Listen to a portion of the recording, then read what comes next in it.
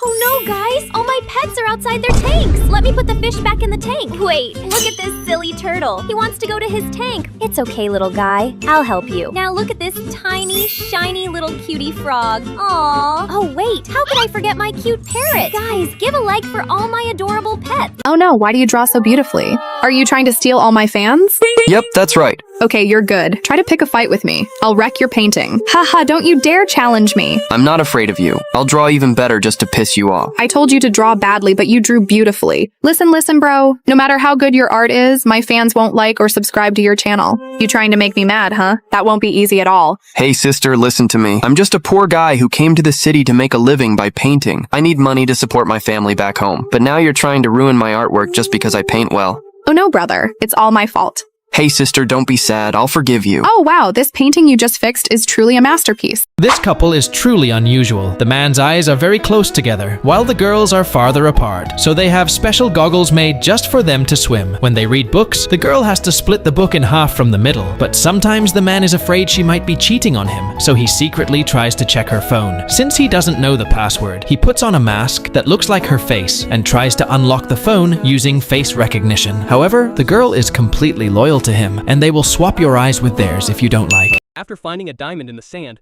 the boy became very happy. Then he took out the diamond from the sand. He put it in a machine and started sizing it beautifully so that a ring worth crores of rupees could be made with this diamond. As soon as his diamond was sized, his ring worth crores of rupees was made.